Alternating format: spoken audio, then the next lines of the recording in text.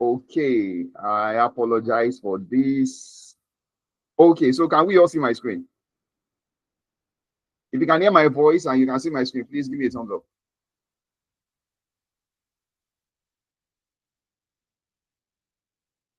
Can we hear my voice?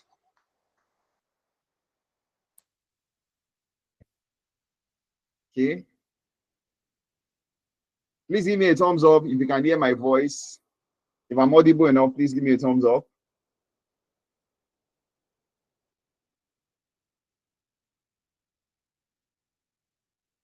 Okay, thank you very much, Mr. Usman. Thank you so much. I apologize. I never knew my audio was or has been inactive since the start of my commentary. I apologize for that.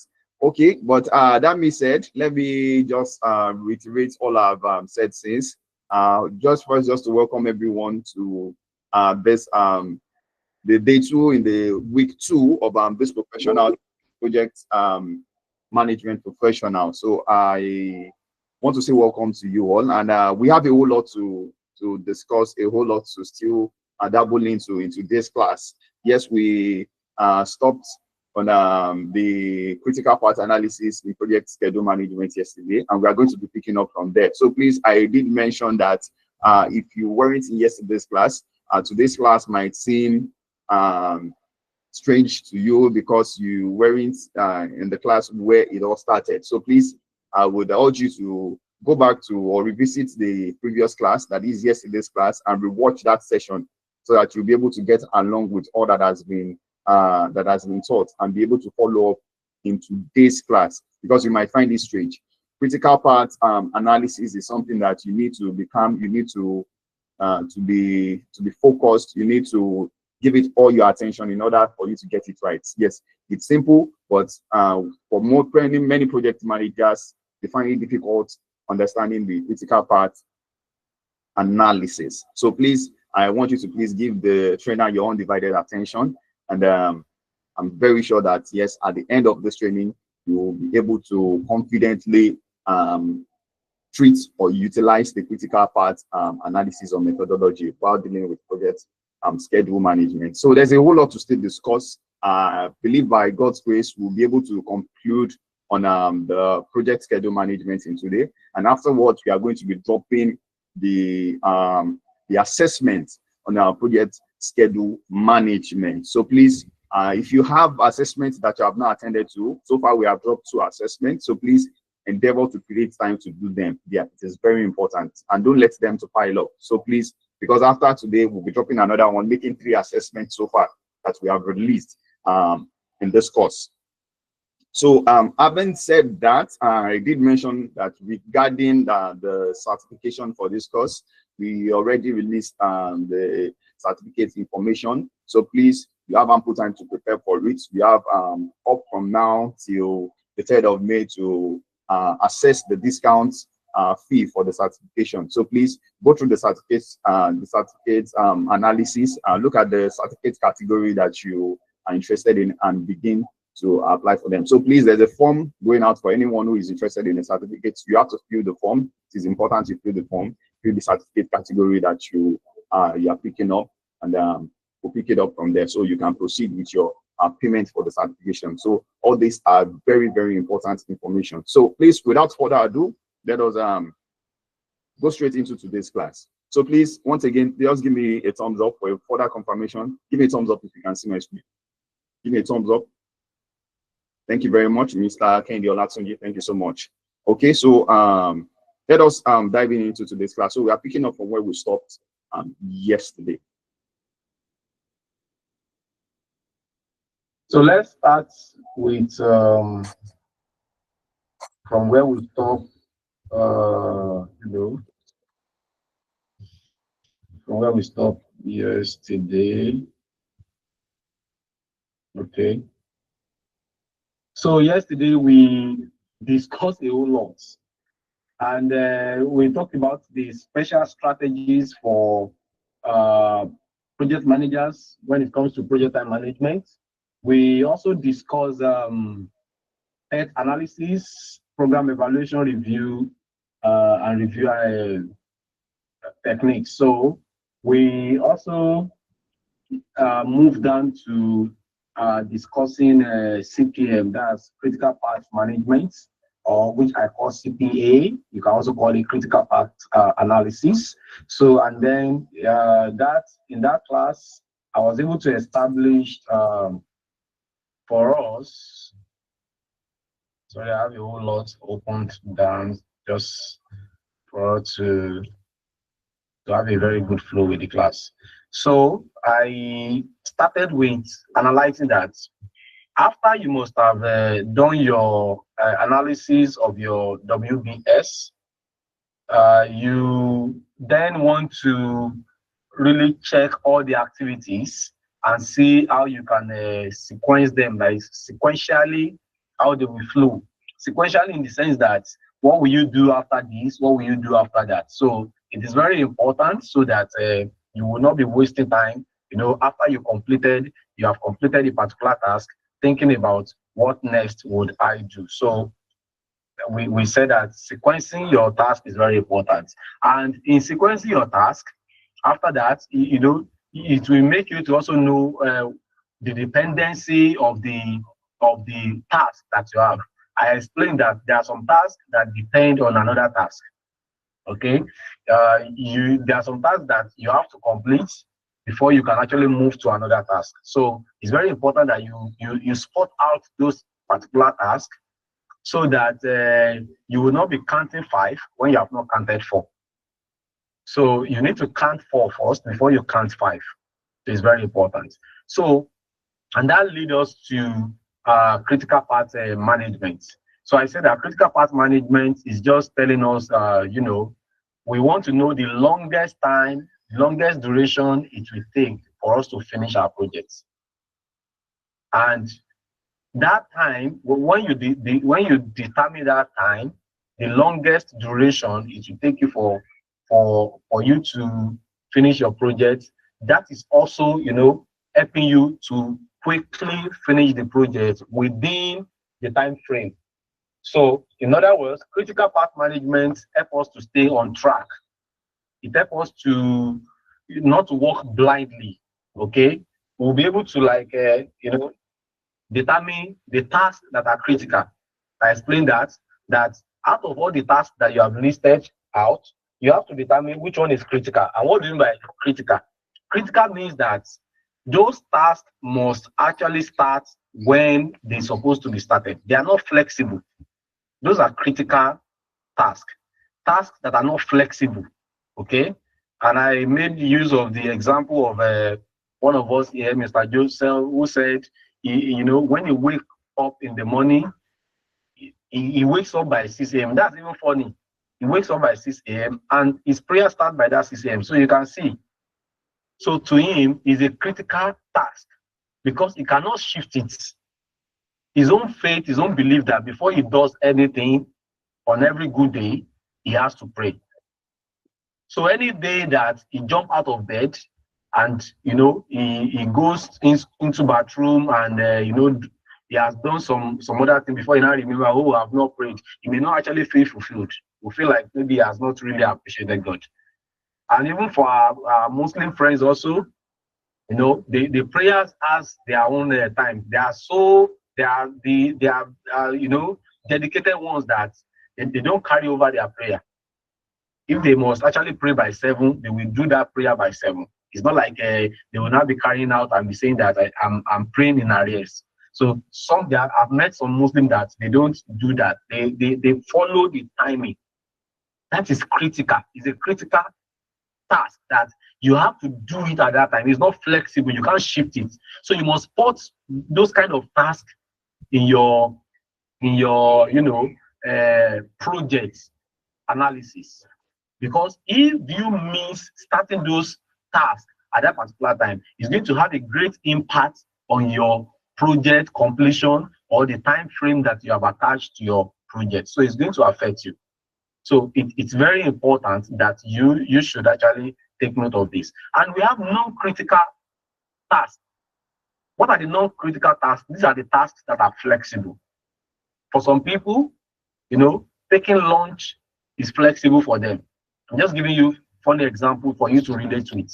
Some people, whether they take their lunch by 1 p.m., they may take it by 2 p.m. Some people even, after taking breakfast, it's only when they feel like in the afternoon that maybe they are hungry or something just remind them. But if they are busy, they will even forget that they have not taken lunch. It will be until they are taking their dinner. So for some people, it's flexible. There are some people that, breakfast is flexible for them. It's not compulsory that they have to eat, in the morning. But funny, thing is that there are some people that they dare not miss their breakfast. They dare not. Let me give you an example. In this case scenario, for me and my wife, we are just like what an opposite in that. For me, before I could really feel like, except water, taking water in the morning. But for me, before I could really feel that maybe I'm hungry in the morning or I need breakfast or anything like that, maybe by 11 a.m. or, close to 12 p.m. That's when I really want to take something. But I can just take tea so that my stomach will not just be empty based on the health, recommendation that it's not always good for you to leave home empty. Okay, I just want to take the tea just to really just obey this. It's not like I feel like. But for my wife, she dares not miss her breakfast. In fact, it's almost like her body already knows when she has to take that breakfast. So you can see. So for both of us, that for her, breakfast is a critical task for her because she has to do it so that she will be functioning well. But for me, my breakfast is flexible. But comes to dinner, my wife can skip her dinner. She may not take it. But for me, except that you want to punish me overnight, that you say I should not take dinner, I dare not joke with my dinner. So by taking my dinner become my critical task, while taking dinner for my wife become non-critical. So you are seeing what I'm talking about. So there must be some tasks like that in your project that you know that, oh, this one is flexible. We can begin this one on the 7th or on the 8th. Even if we do it on the 10th, it's okay. Those one also, critical path analysis will let you to know the range so that you will not still overdo it. The flexibility still has some limitations. But the critical task, instantly, if you must start on the 7th, you have to actually kickstart it on that day, without wasting your time. So it's very important that we should note all this. So yesterday, I explained that in order to present your CPM, that's critical path management, you need to understand algorithms. In fact, let's take it like this. Your critical path management needs activity diagram, or what we call activity network. The activity network is what will make you to be able to get your critical path management. But in order to also, perfectly draw out your activities network, then you have to understand algorithm. So you can see CPM is dependent on activities network, and activities network is dependent on algorithm. And I explain what we mean by algorithm. Algorithm is actually the pattern. Algorithm will help you to know the pattern of the activities network. So algorithm, I use the example of programming for us. Algorithm means how you want your program to run. Okay, how you want your program to run. Some people might write the program that until the door opens, the light should come up. But some people might actually say, the light should actually what? Maybe you are saying that once you ring the bell, okay, the light should come up and the door should be what? Open. So if you have a sensor that can give you that kind of a thing and you write the programming, so be it. So algorithm is how you want the pattern, the flow of how your programming will look like. So algorithm also let us know, how, we want to know the pattern of the activities network, because what activity network will let us see is for us to see which task depend on which task. Which task must be completed before another task. So activities network will let us know that. And then we go into drawing our CPM. And that yesterday, we started with a very good example. Let me display it. I think I've not said hi to us because I was just so being overwhelmed because it's the and we must give an ample time so that we can satisfy ourselves in terms of questions. If you are with me, just give me thumbs up. Let me check on us.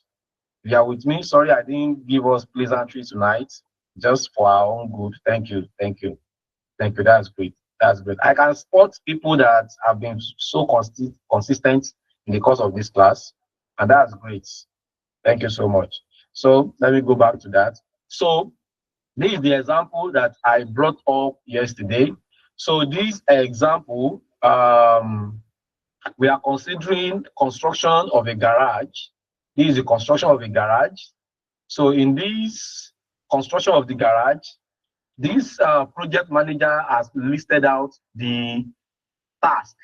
He has done the WBS, that's work breakdown structure of every task in the atomic view, as little as possible that you can break them. He has actually done that, and then he's having activities A to J. So he's just putting that alphabet there so that you can recognize them.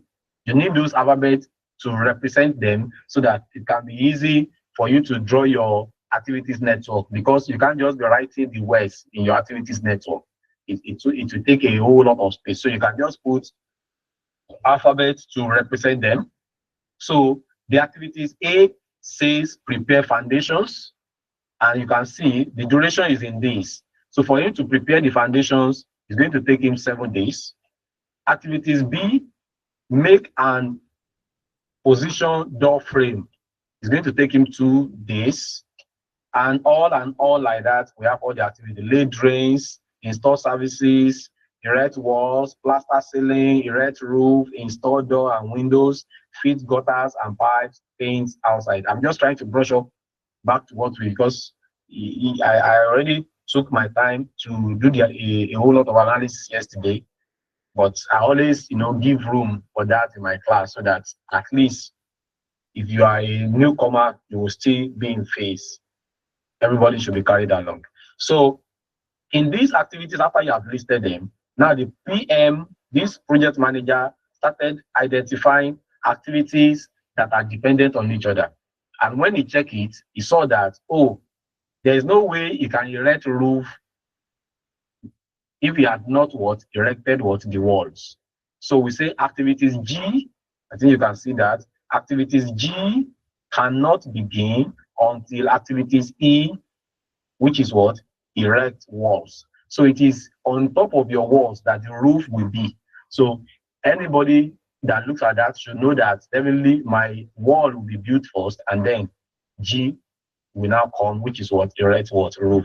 So after identifying all these, you now have to bring it out that D must follow E, that D must be done before E. If you check it very well, D is install services and fittings. Why E is erect walls. There's no way you can what's it called? Your D will come after E. That's it. So when you have done it is when you have erected the walls, that's when you can do the fittings. Electrical fittings will be on the wall. All your piping and all that for the drainage and all that will be on the wall. So you see that definitely E must be done before D. So I explained all that yesterday, and you can see the rest of them. E must follow A and B, F must follow D and G, G must follow E, H must follow G, I must follow C and F, J must follow I. So you have all this. So having all this, let me go to our whiteboard that we use. I now say that we are going to use this to present an algorithm. So in order to present your algorithm, you must understand what we call, I'm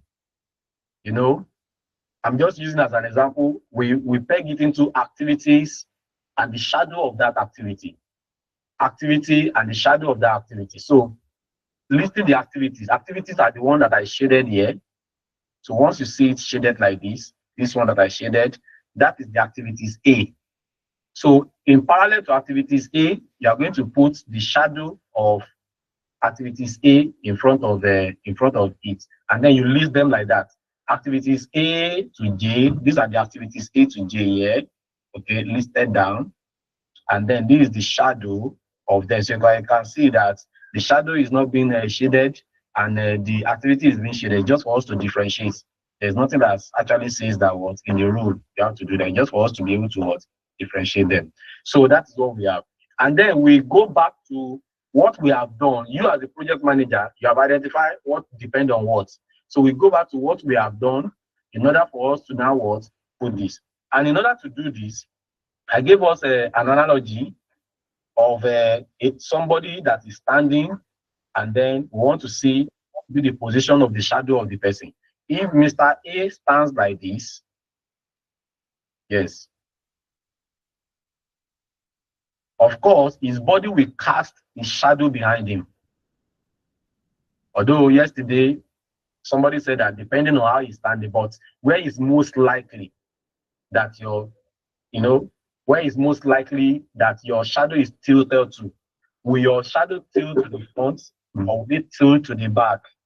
There is a high tendency that what your shadow tilts to the back. So when you stand, you cast a shadow on the wall, and that should actually what be behind you, depending on the direction of the light. So for the sake of our understanding, I said that let us imagine that Mr. A cast a shadow behind him.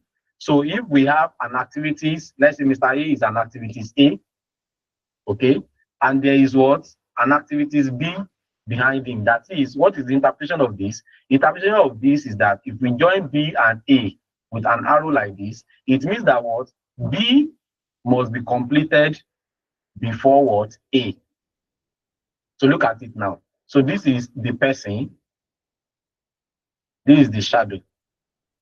So because of this understanding that this is the person, this is with the shadow, compare it to the position of this activity A and B. B is behind A. So because B is behind A, B becomes the shadow, and what this A becomes what the original person, which is what the activity. So I want you to understand it very well. So I'm using this analysis so that you can understand what we are doing. It will help you a lot. So when you see an activities like this and you see A like this, it means that B is a shadow and A is the original activity. Because we are actually interested in what A after B. So B, if this one is showing that B must have been done.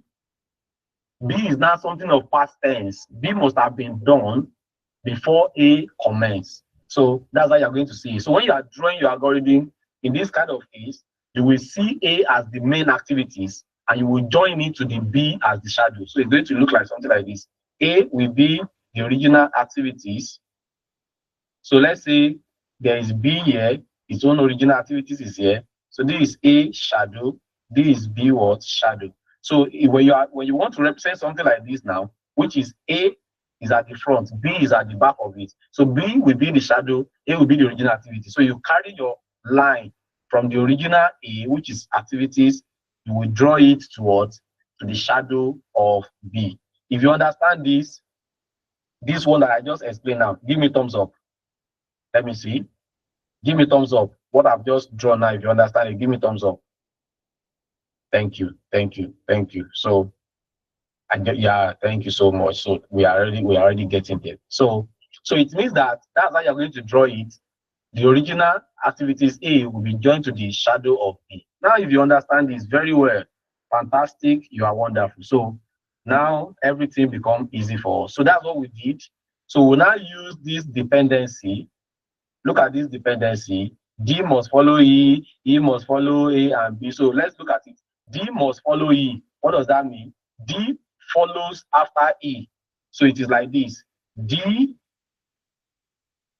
no, follow E. So after E comes D. So it's like this. So what do you see? E becomes the shadow, D becomes the activities. And then you see the way I've already drawn it. Look at it here. So that's from D, you're going to join it towards E. And that is how you will carry out everything. So if you check it very well, E must follow A and B. After A and B, E follows. So this one looks like something like this. After A and B, see, I've drawn it here. This is it. After A and B, E follows. So E will be the activities, A and B will be the shadow. So just go to the original E here. You can see the original E, and then you join it to the shadow A, you join it also to the shadow B because both of them are shadow. And that's what you are going to do following all these that we have here. Everything that we have here, J must follow I up to that level, and then we have this one drawn. So I guess you understand this. Okay, so thank you so much. So if you understand this well, now you begin to now do what we call eviction. You begin to evict them. What are you evicting? You'll be evicting, you will be deleting. Let's break it down. You will be deleting an activity that is not joined to any shadow. You will be deleting activities that are not joined to any shadow. And if you look at the first one that we have done now, you see that what activities A, B, and C, they are not actually what joined to any shadow. So since they are not joined to any shadow, we are going to delete them. And that's what we did on our next page. So let's go to the next page. We'll be shortlisting them. We call this one the shortlisting one. So what did we bring out? We brought out our A and B. Once you delete their activities, automatically you must delete their shadow also. So what will remain for us will be D, E, F, G, H, I, J. And their shadow will also be D, E, F, G, H, I, J. So you are going to have this, and then you go back to your original diagram. You start tracing them again. Activities D, we trace it to what? Shadow of E. If it's available there, you will put it there. You go to E. Now, when you go to E in this place, look at this E. You will see that what this original activities, I'm shading it so that you can see what I'm. Oh, let me change my marker. Because I'm explaining. Let me use a different marker that we use. You will be able to spot it immediately. Let me use black for you. Okay.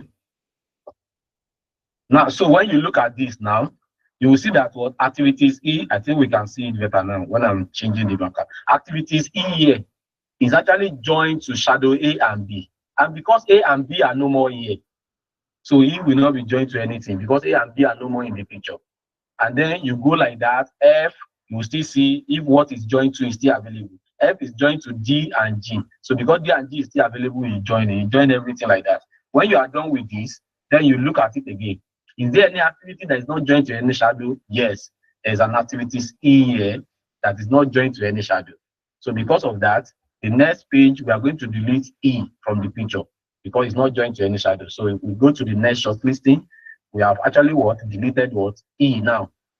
So automatically the shadow of E also will disappear. What will be left in our activities will now be D, F, G, H, I, J.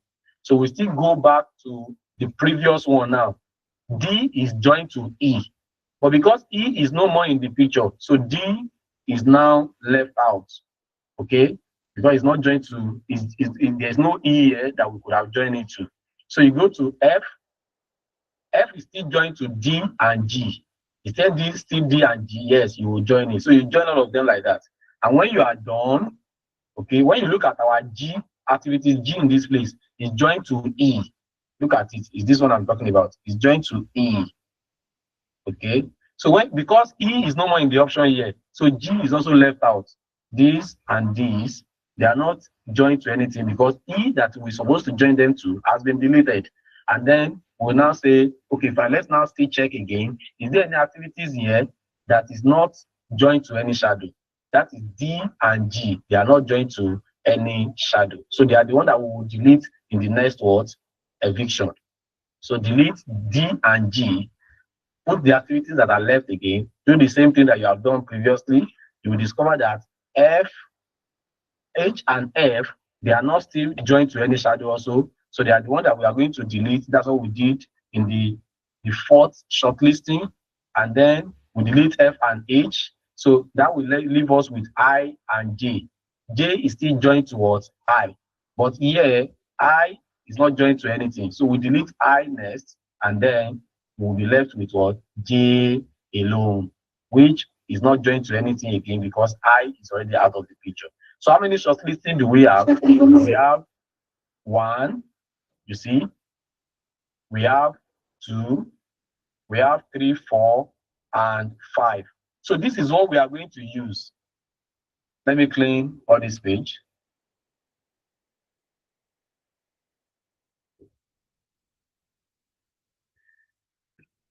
Okay.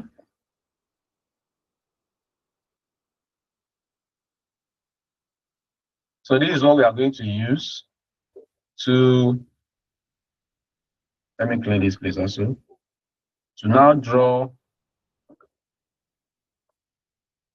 our activities network. So let's see. Now, how do you draw your activities network? You go to your first shortlisting. I will have somebody to be helping me so that it will be more fun. Who want to volunteer? Who want to be my partner on this? Who want to be my partner? Raise your hand if you want to be my partner. Mr. Moderator, over to you. Pick somebody for me. Yes, Al-Kazim Shitu. Al-Kazim Shitu. You can unmute, sir. All right, sir. Good evening once again. Let me try, sir.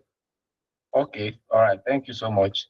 Yes. So don't worry. What you are doing for me, it's it's okay. So look at the first shortlisting.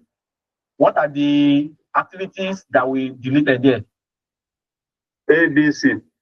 ABC. So we'll go to this place. We arrange them like that. So it's going to be like this. A. Okay. B. And then we have C. Okay. That's what we have on our first column. So let's go to the next one. What did we delete in the second one? That you can see. That's what?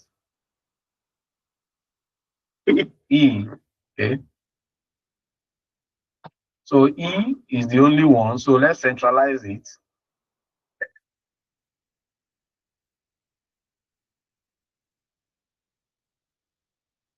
Okay. So let's go to the third one. What did we delete on the third one? D and G. So D and G. So let's try to distribute that very well.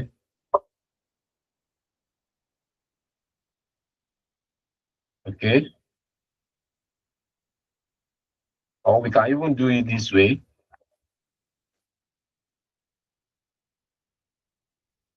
D and G. So you can see the way I'm actually putting them. 1, 2, 3, 1, and then 1, 2. So we have D and G. On the fourth one, what did we delete? F and H. F and H. So we have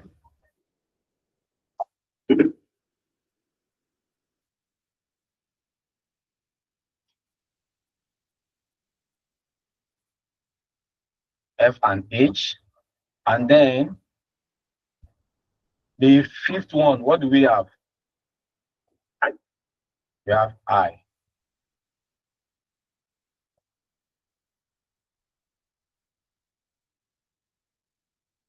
And what's the last activity standing? J, right? So the last activities, let me see how we can shift this. I'm looking at how this page will contain what we want to do. Let me shift them backward. Sorry.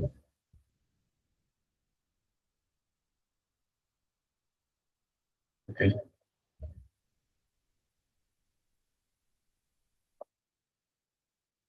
Okay. So the last activities is J. Then my lettering is too big.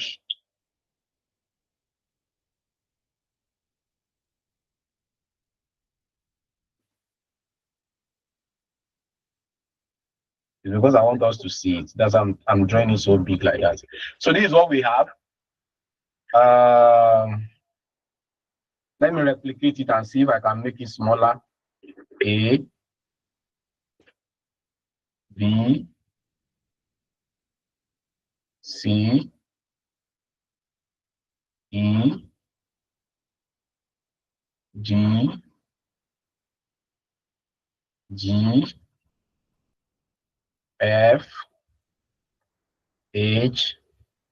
What we are doing, honestly speaking, you don't know how this actually give a lot of people headache, but trust me, just stay tuned, and that's why I'm checking up on us to actually see. So we are going to put our start here. S means start. So we are going to indicate start. We are going to indicate finish in this place. So we are starting now. So clearly, as we have seen that now that activities A and A, B, C, they are the first activities that must start. So we are going to join them to the start. We join them to the task. We join them to the starting. So as we are starting our project, activities A and B are the one to start our project. So you can see it will come out clearly. As a project manager, you will not struggle. You will never struggle. If you just check if you do your network diagram very well, you will never struggle.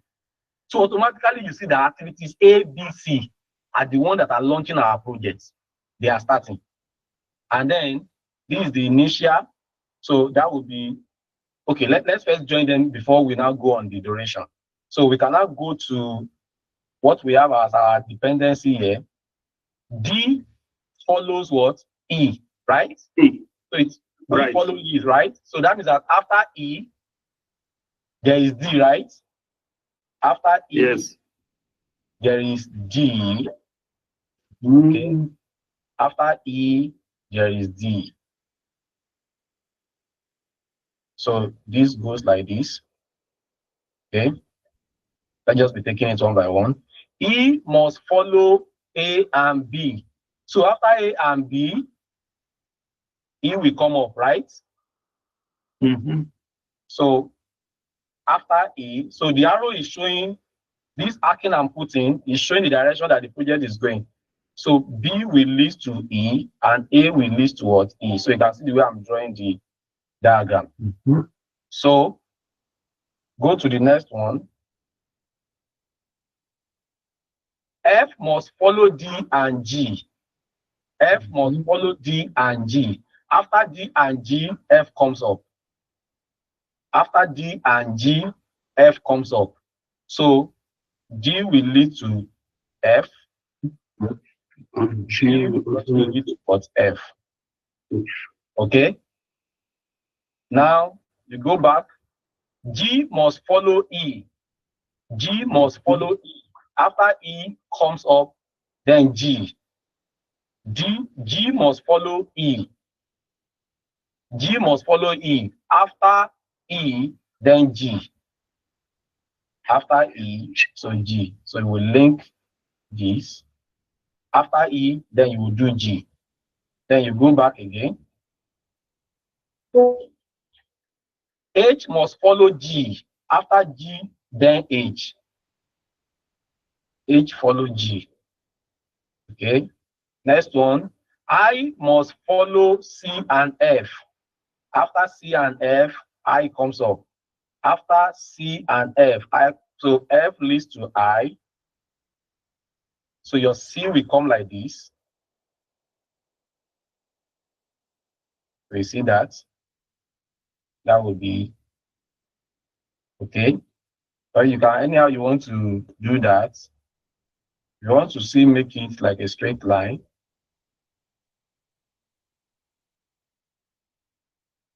Let it first come like this, and then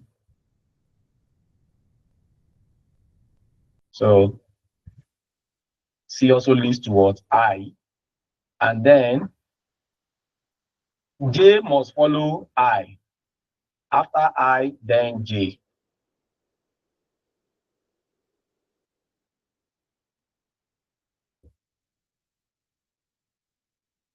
Okay, and then this what is finished. So if you look at it, let's look at the connectivity. C and F, we have gotten C and F. Okay, so we have gotten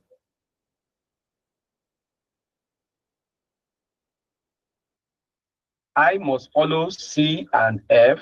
We have drawn that. For our H must follow G. We have drawn that. And then let's connect this. Okay.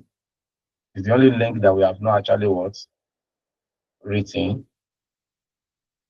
So we have our network diagram. So let us see the picture of what we have done. Okay. Let's see the clear picture of what we have done. Okay. So this is what we have. So we have our F depending on, okay. So we can make a loop here. For if you bring a 10 project manager, definitely you can have their diagram actually different. F linked to what? So because what we are looking at is that you see that there is no link between H and I.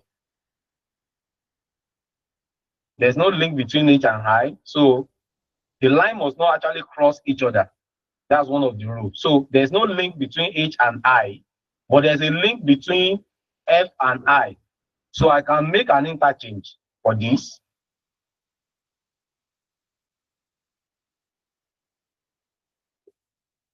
In this format, I can bring my I up. Okay. I can bring my I up. Depending on how you want to change it. Okay. I can bring my I. I can have my F. Okay. Everything still linked together.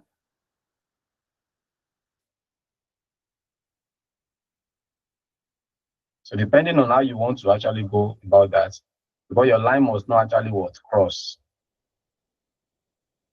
You can have this.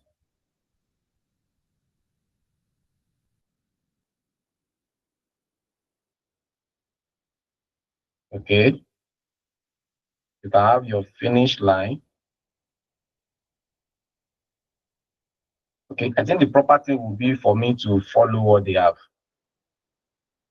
So let's have our H.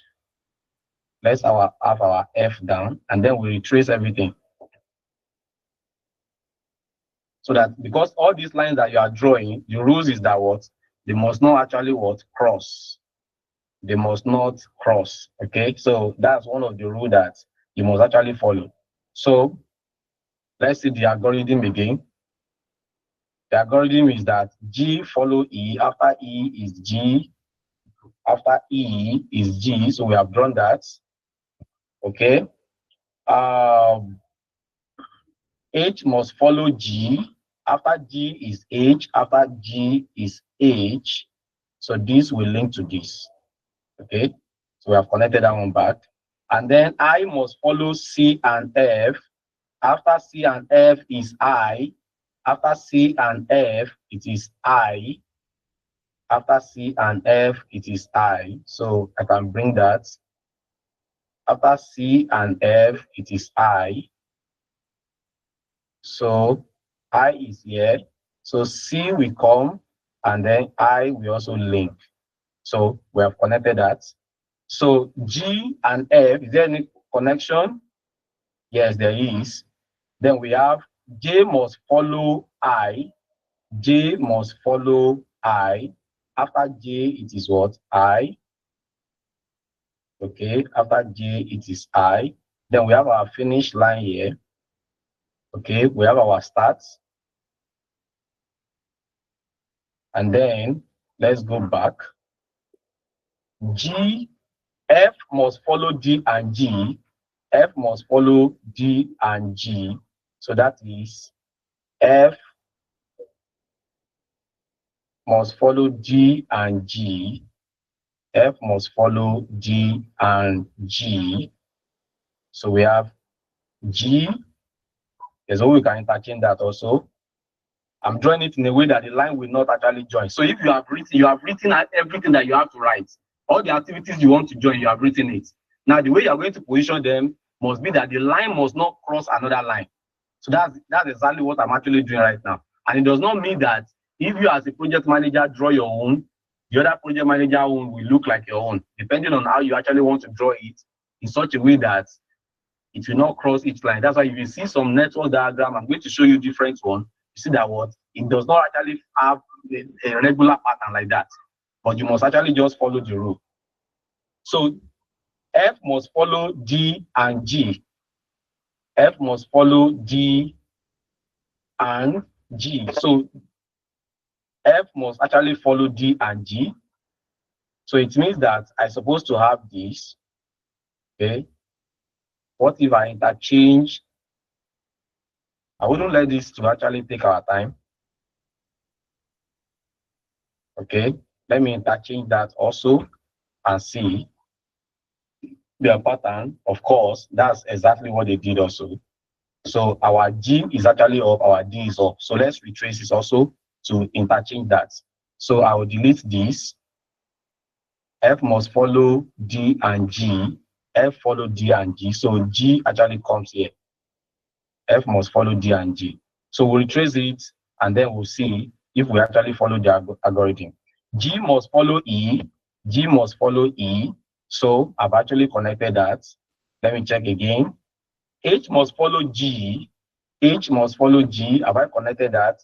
H must follow G. So I've actually connected that also. So let's check again. I must follow C and F. I must follow C and F. I must follow C and F. So you can see we have connected our C to I. We have connected our F. So let's check again. H must follow G. H must follow G. Is it done? Yes, H is already following what? G. That's correct. So again, let's go back. J must follow I. J must follow I. We have connected it. So you can see that our H is not actually connecting to anything again. So it means that what from H also we can go to the finish line. That's exactly what I want to show us. So H also can lead to what? To finish line. So then you have your what? Your network diagram. So I could have just shown us this, but you wouldn't know that it's not easy for you to put it together if I just show you how the finished diagram is without doing it with you. So I really want to do it with you for you to actually see. So what is the rule? The rule again is that do not let a particular line to cross another line. You can see what I could have resorted to, is that maybe what I mean by crossing each line. Let me show you. Let's say this is actually coming here. Okay. This is coming here. And you now make A is coming towards G. You now have something like this. So this is an error in your network diagram. A line must not overlap another line. So the more you are drawing it and you are saying that a line is overlapped, you already know your dependency. So once you are drawing it and you see that a line is crossing another line, so it either means you need to interchange the activity. Maybe that one may actually go up and the other one comes down. You are not changing anything in all your algorithm that you have done. If you still check my algorithm, they are still in place. If you check all my algorithm, the first one I deleted A, B, C. So let us see the final picture I have in my network diagram. It is still my what? Let me change my marker for you to see what I'm talking about. So you will see that what? It is still A, B, C. They still follow what I did. Let's go and check. I have E next. If you still check it, you will still see that what? The second one I have here is E. If you check the next one, you see that what? I have D and G. You will still see that what is D and G. So what we are just saying is that it does not mean that D must be first. Maybe D must be up or G must be up, depending on how the line is actually crossing. So you may bring your G up and your D down, or your D may be up and your G may be what? Down. The line must not cross each other. That's just the rule that must be in your mind. And then you go to your F and H also. So you see, I have my G and D. I have my F and H. They also follow. So it doesn't mean that what H must be up and F must be down. Depending on what the diagram is giving me, if I see that the line is crossing, then I may have to take H up. The only adjustment you will do is to bring either of them up and you bring the other one down. It does not mean that it will go and overlap the other one that you deleted. So if I've deleted H and F, they will both be in that column. The only thing is that what H may be up, F may be down, or F may be up, H may be what? Down. So this is the practical way, so that you not just see the finished drawing, you will see how it's actually being drawn. And then you see the next one is that what I deleted I and then I have my I. You can see that I had no issue adjusting I because I does not have any support, does not have any activity that is contending with it. So I is there. So it will always give me my diagram. All those ones that are just 1, 1, 1. For those ones that you have like 3 or that you have like 2, you may have to adjust either this one go up or the other one comes down. And then you have your what? You have your J. Okay. So this is your what? This is your J. So this is our network diagram. And then let us see.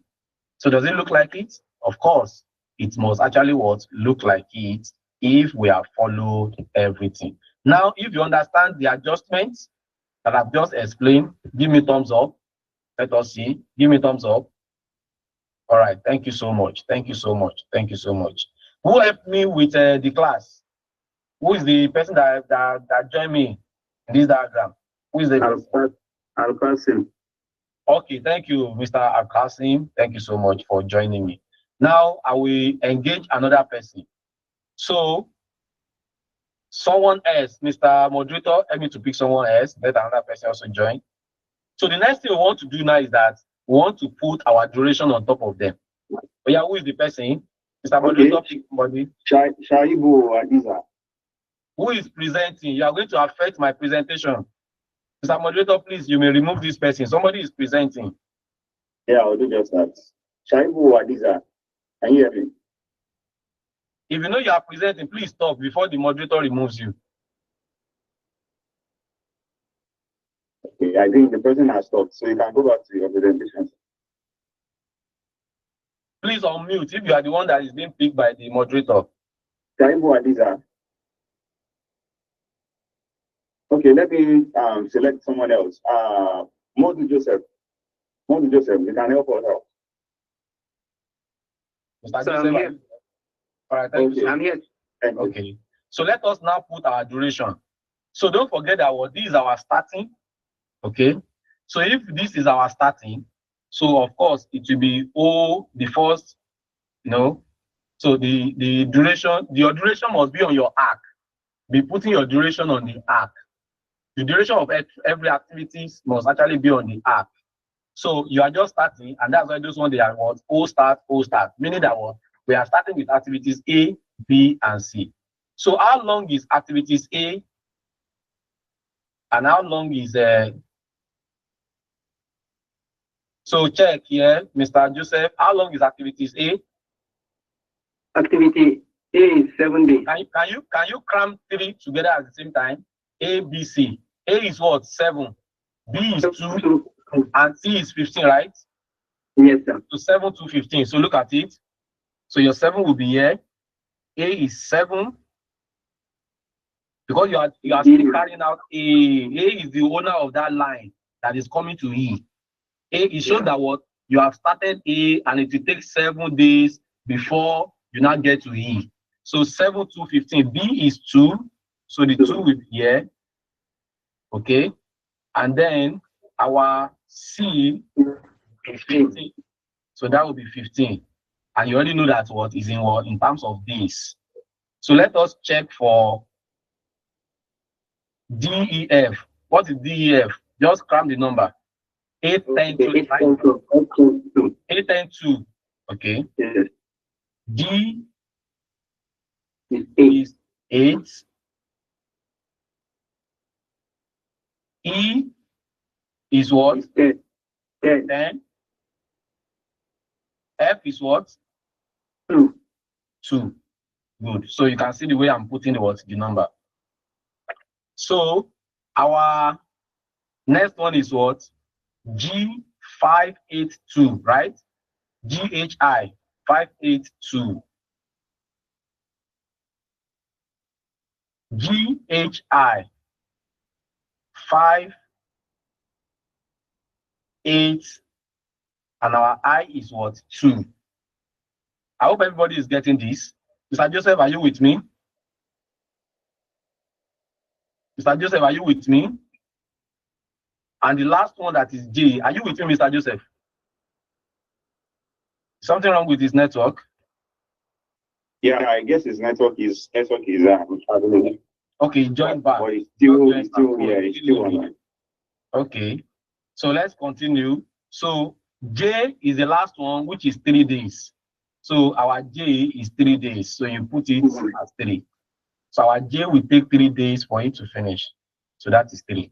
So that's what you will have as the duration. So let us check how that looks like. Now diagram. So you see, that's how it looks like. Okay, that's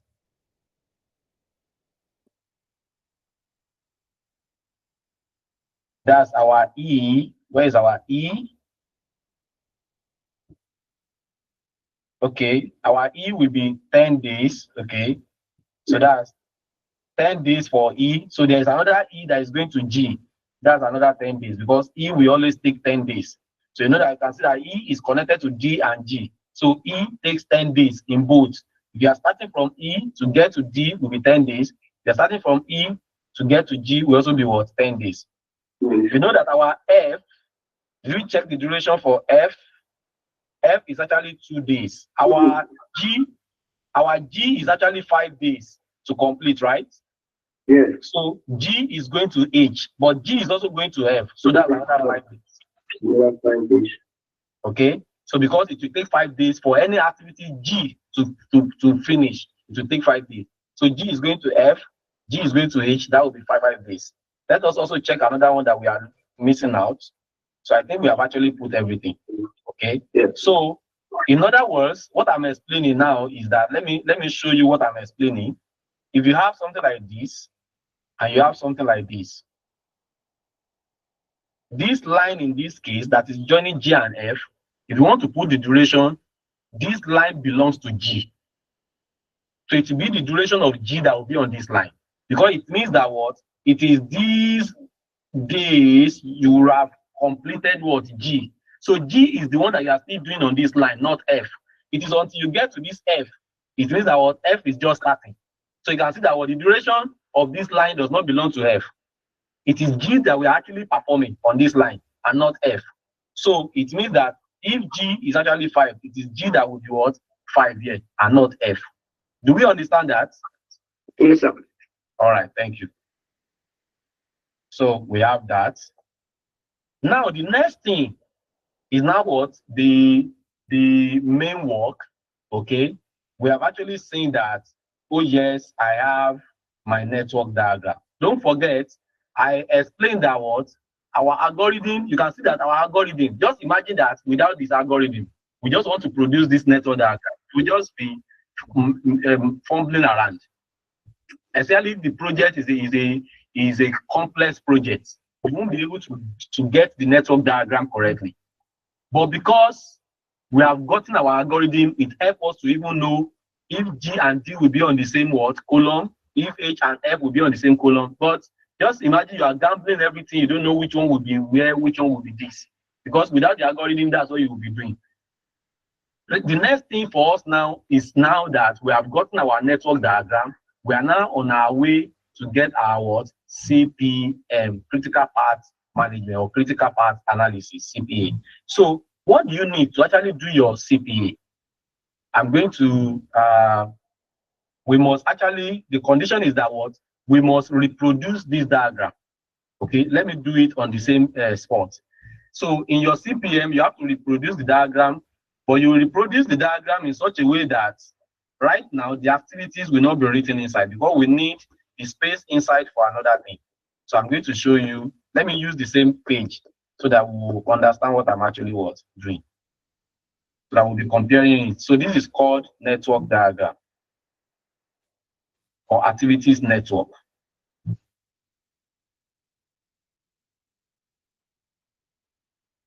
Okay, this is called your activity network. So people call it activity diagram. Anyhow you see it, this is what we are just want to refer to. So this is the activity diagram. So let's reproduce this diagram. We will now draw it with enough space.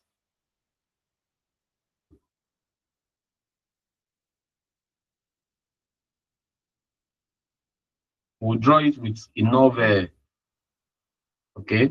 I can even make them to be closer, but there must be enough space.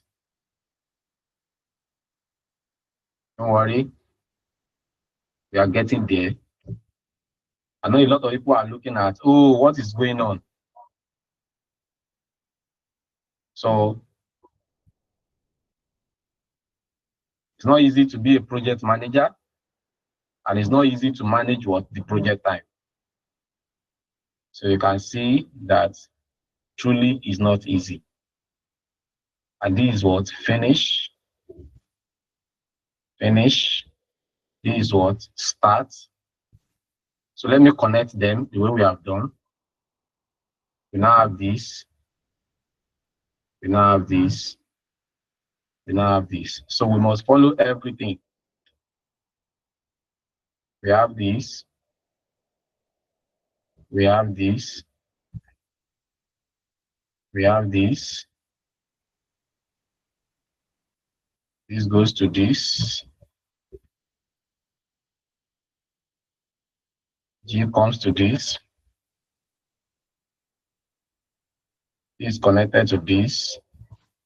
So I'm just reproducing my network diagram, but because I want to write something different, that is why I said that what in your, because you want to actually get your CPM done, so you must actually reproduce it so that you have what some clarity. Okay.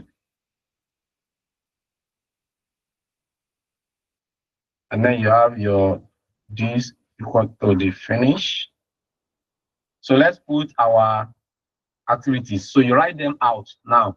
Instead of you to write them inside, indicate them on top of what you have. So this is our C. So this is our E. This is our G. This is our G. This is our H. This is our F. And this is our I. And this is our J. Okay, so the activities have been written. And then inside the circle, because the circle is big enough, just divide the circle into two. So you need, because we want to write something up and down. And then I'm going to explain that. So we have not connected this to our I.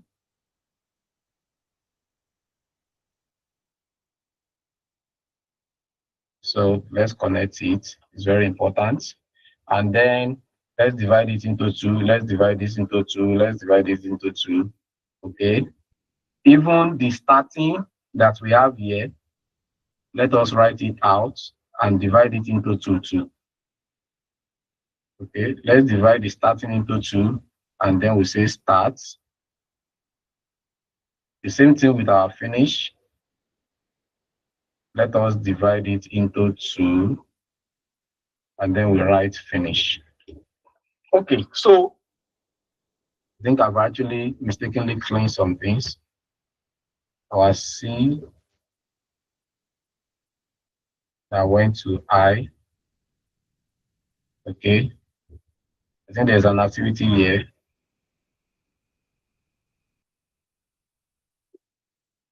Let me check. Is there anything that we have not connected? Because if there's anyone that we do not connect, it's going to give us a very big error.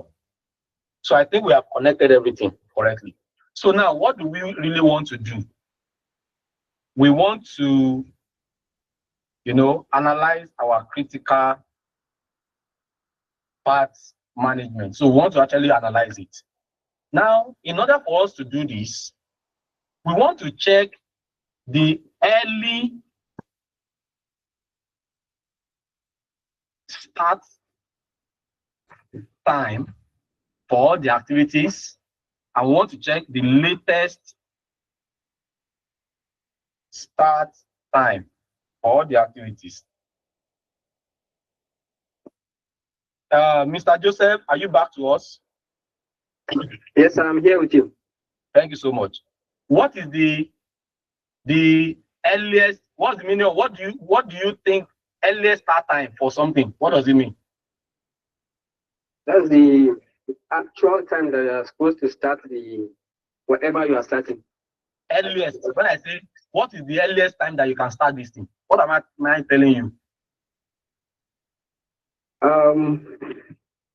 It means the actual how time. soon? How soon, right? If How soon? Yes, how soon can you actually start this thing? When I say, what's the earliest time that you can start? If you tell me that the earliest time you can start is on Tuesday, I'm not expecting you to start on Monday. Do you get my point? Yes. So I want us to get the grammar correctly, because that's another confusion for people. Let me show us. Tuesday, Wednesday, Thursday. So, Mr. Joseph, just pick any. Don't pick Monday. You can pick any of these three. What's the earliest time that you can start? What's the earliest time that you can start writing the proposal? I want you to pick any of these days. Don't pick Monday. Okay, Wednesday. Okay, Mr. Joseph pick Wednesday. That's his earliest time that he can actually start, doing, producing the proposal. So Mr. Joseph pick Wednesday as the earliest time that he can start. Am I expecting Mr. Joseph to start on Tuesday? No. Am I expecting him to start on Monday? No. The earliest time he can start is what? Is on Wednesday. So meaning that what? He's already engaged on Monday and Tuesday. It's only Wednesday that he can start. That's the meaning of earliest time. Now, latest starts. Mr. Joseph, latest, when can you start? Thursday. You are picking Thursday. For you to pick that word, Thursday is the latest. Now let's say that what? Okay, fine. You are even engaged. Latest by Thursday, you are going to start. So let me add more days to it. Latest by Thursday, you are going to start. I'm adding this. So if Mr. Joseph should start on Monday, has he done well or not? Latest time that you can start is on Thursday, right? Latest. So if you should start on Monday, have you done well or not? Yeah, you have done well. You have done well, because the latest time you told me is that what? It will never go beyond Thursday, right? Mm-hmm. Latest means that it will never go beyond Thursday, but it can be before Thursday. Do you understand? Yes. Latest means that what? It can never go beyond that day, but it can start before that day. Uh-huh. Do you understand that? Yes, sir. Earliest means that what? It can be from that day or after that day, but it can never what? Be before that day. Do you understand? Earliest means that you can't start before that day. It is either that day and continue like that. But latest also means that what? It can never what? Be beyond that day, but it can be before that day or that day. So what will make you to go wrong now is that if you say that the latest time you can start is on Thursday, if you should start on Friday, have you offended me or not? Yeah, I've offended you. Because the latest time you gave me is on Thursday. So you see this? These are the two start time that you must determine for every task that you have listed. When is our earliest start time?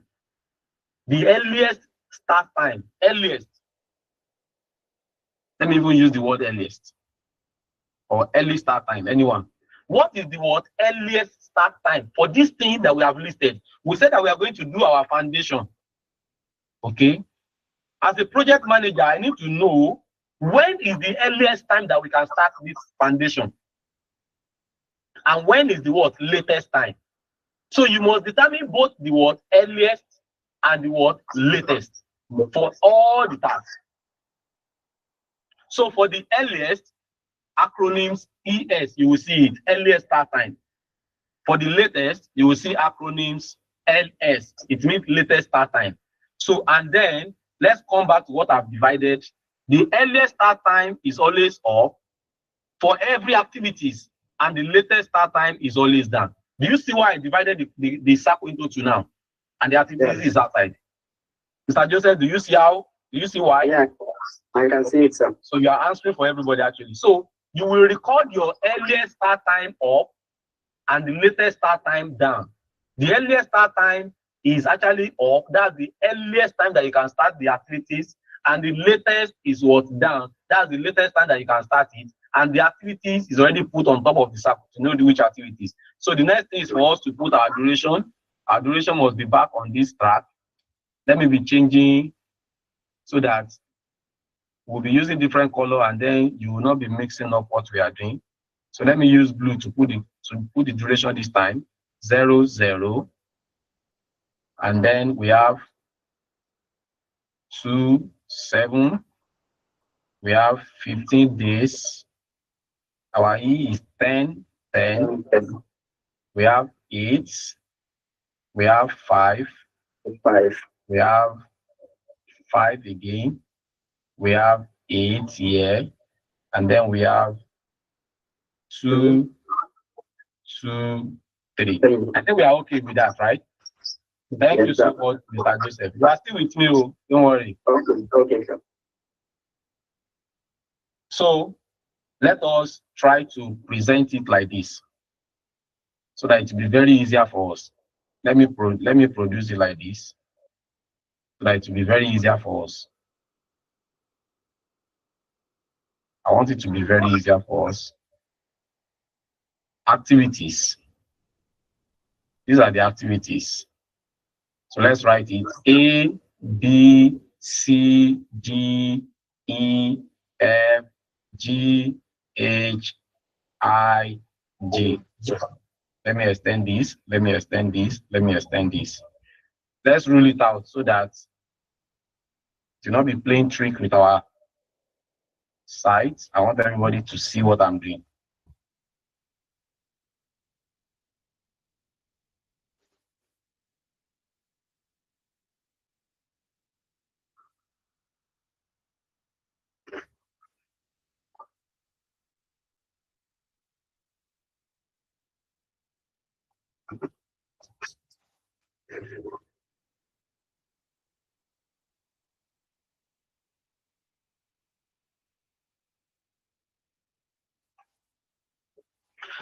Okay, so this is what we have. It's okay. This is what we have. No problem. So let's put this one as the earliest start time, latest start time. Let's put our floats. Okay, I will explain all that one. Just forget, I don't want, in my class, I don't always like grammar. Okay, I want to explain project management like you are taking your lunch, not the jargons. I always learn the jargons. So let's come to this now. How do we get our earliest time? For us to get our earliest time, let me just show you. For you to get your earliest time, you count forward. I'm showing the arrow. You will count from start to finish. That's from start to finish. Do you get that? And for you to get your latest time, you will start from what? Finish to what? To start. Mr. Joseph, do you understand the arrow now? Is Mr. Joseph there? Okay. Mr. Joseph is not with us. Again, he's having issue with his network. Any other person? Anasi Lovett, are you there?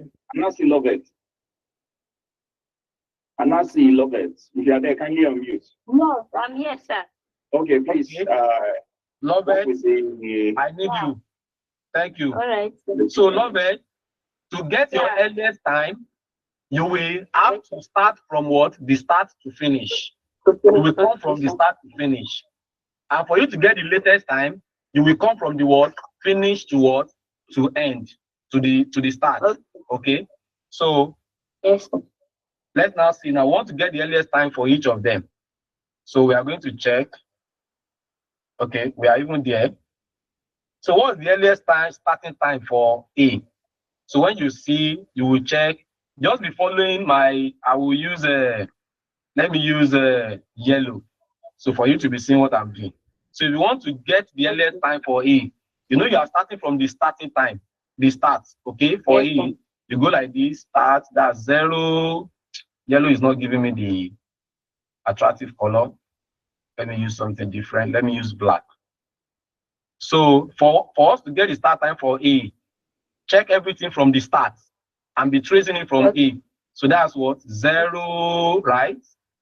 Plus 7. That's 0 plus 7. That means that what? For A, it is actually what? 7, right? Yes, sir. I'm recording the earliest start time for what? A as what? 7. Okay. Now, what's the earliest start time for B? The earliest start time for B is that what? I will delete the line for A so that you can see. Let me trace for B from the start here. You will trace, and that's what can you see? 0 plus 2, right? Yes. That means that what? For B, it is what? 2. Okay. Now, if for B is actually what? 2, what's the earliest start time for what? For E. 0, 2. For E. 7. Yes. From start, we have 0. We have 7 from A. You know that after this is what we are doing. Okay. The start time for A, the earliest start time for A is that what? You can start A, at what? 0. You can start A initially. Is that not so? This is what we have.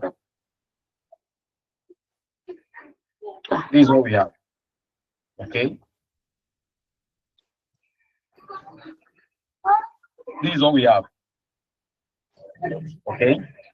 From the start, we have A.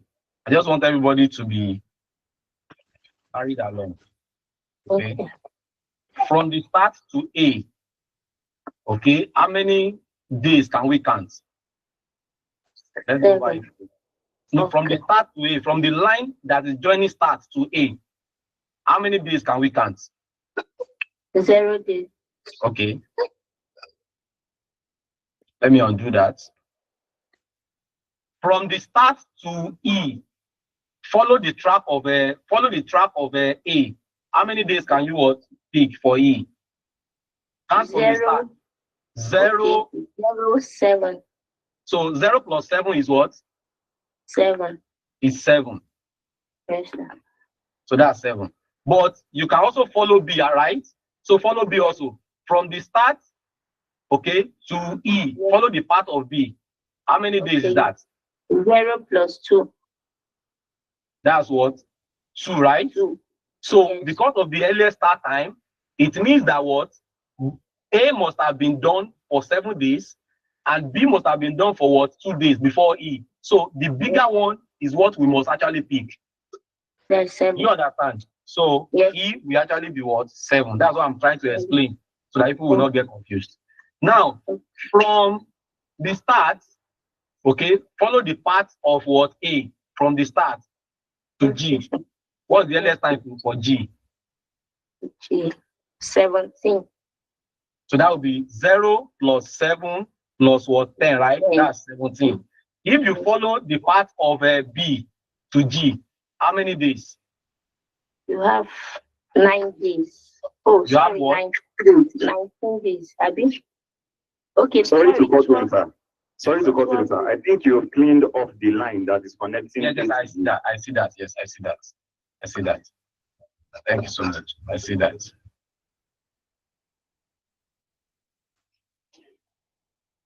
I see that.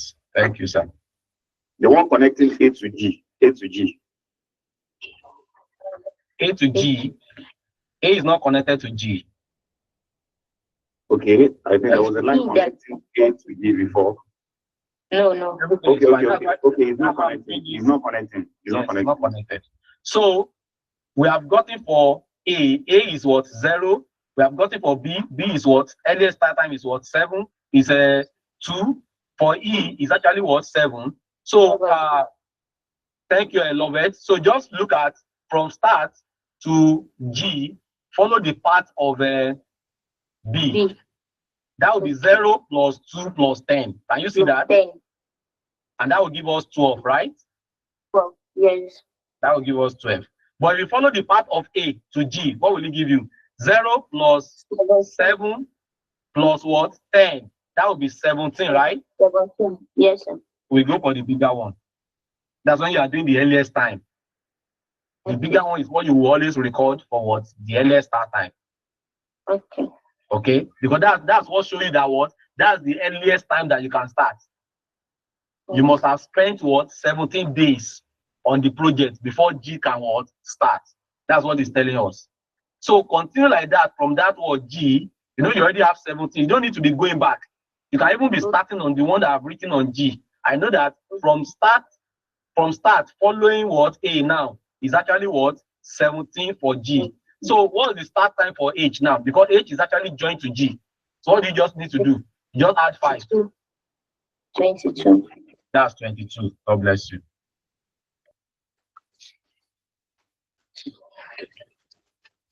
So that's 22. So easily we can say that from let's get the one for D now. For D, what is the start time? So just start from E and extend it to D. From E to D. That would be 7 plus 10, right? Yes, 7. Can you do that? The earliest start time of E is 7. So and it's 10 duration. So that's what is 17. Right? Yes, sir. So what would be that of F? So just extend from D to F. That is 17 plus 8. Okay, that's what? 25. 25. God bless you. And then to I. 27. 25 plus 2. That's 25 plus 2, which is 27. If you follow C, if you follow from C to I, how many days? From C to I, 15 days. So which one will you pick? Is it 27 or 15? 27 days. Okay, God bless you. So you pick the what? The bigger one. So from I to J now. That is 29. That's 29. So you see, J is leading to finish, and what? H is also leading to finish. Is that not so? Yes, it is. So from H to finish, what will it be? That will be 22 plus 8, right? 30. Yes. That's 30. So we know that one is 30. Write it down.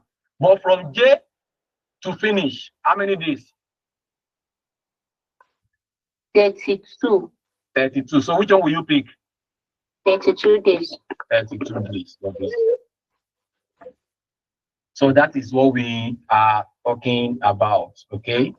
So I think yes, I've seen there are some stuff from initially that we have done. I will just correct it from my hands here. So this is 0 start D, 0 start D. So don't worry. That will be 2 for E. That will be 12. Okay, for G, that will be 20. For F, that will be 22. For I, that will be okay, because our C is actually 0, our B is actually starting at what? 0. That will be 24 here, okay, and that will be okay 15 plus 2 plus, so that would be 30. 30 is actually the what? The highest. If this is the only thing that we can actually achieve tonight, at least you'll be able to actually work, prepare your CPM. It's a very serious work, but it's worth it. So let's see what we have done, if it actually makes sense, and let's see if we have actually committed some errors along the line.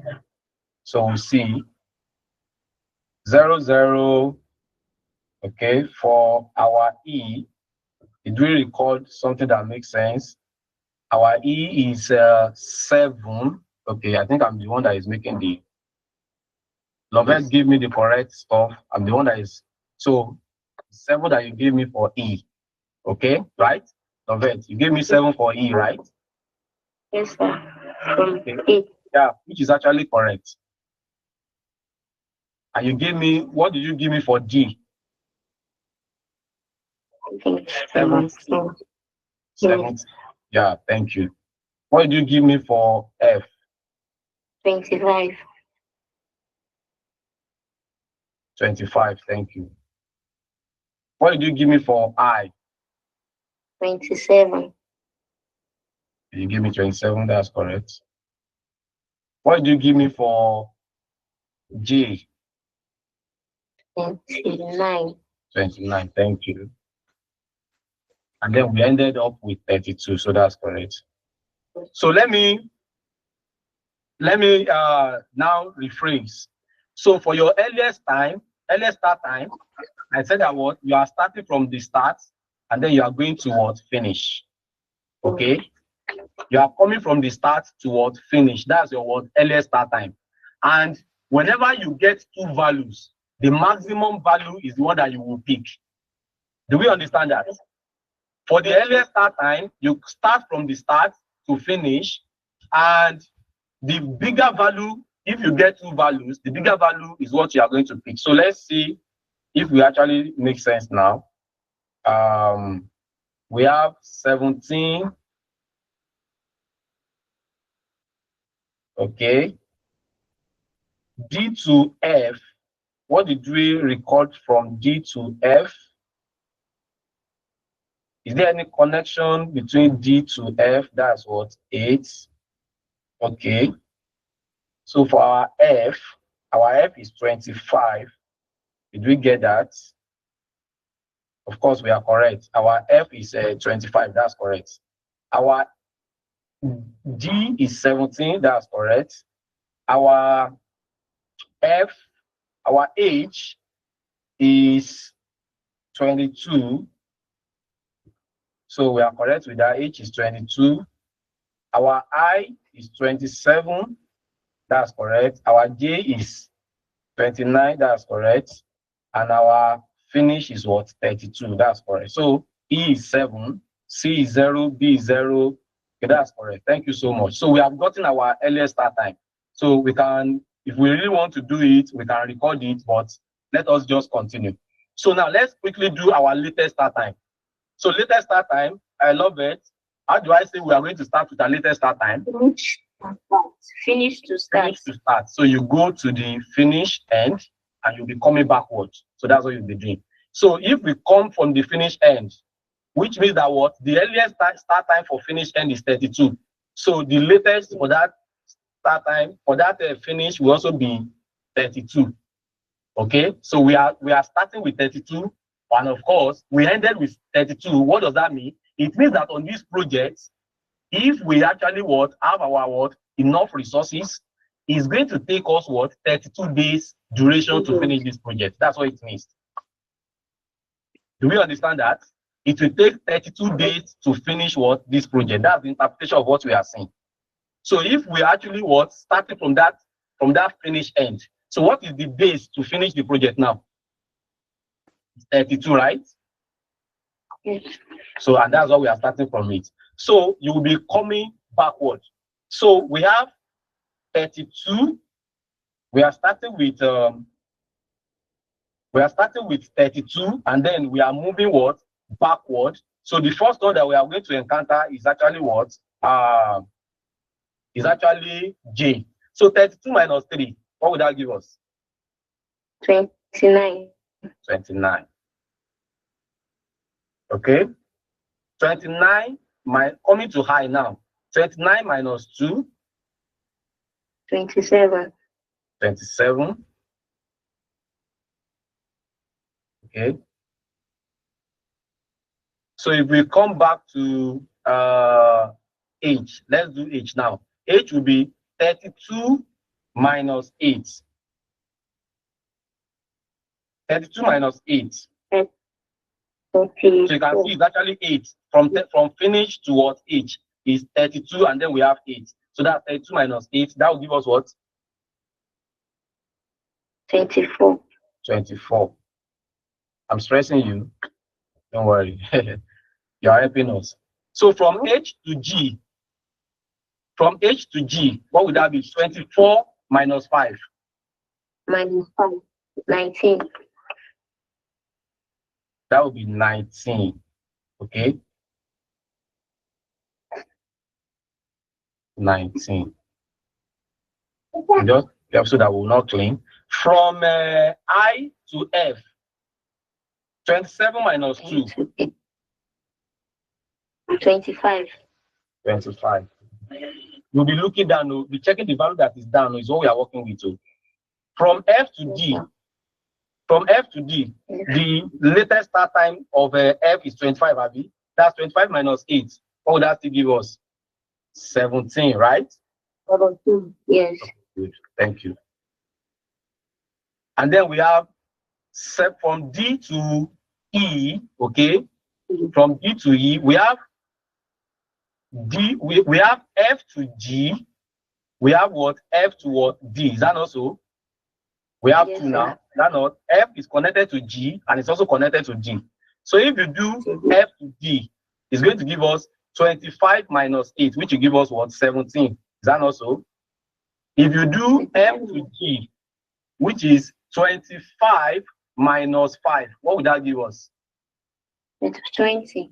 Let me show us what I'm talking about so that you will see. We have two values for G. That's what I'm trying to make mention. We have H. Okay.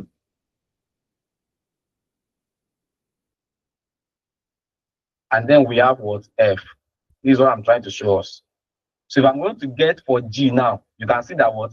G, we have two values. Because I've already gotten for, I got 24 here, is that not? And I got 25 here, right? And this is 5, this is 5. So if I'm going to get for G now, 24 minus 5 will give me what? 19. Is that not? Yes.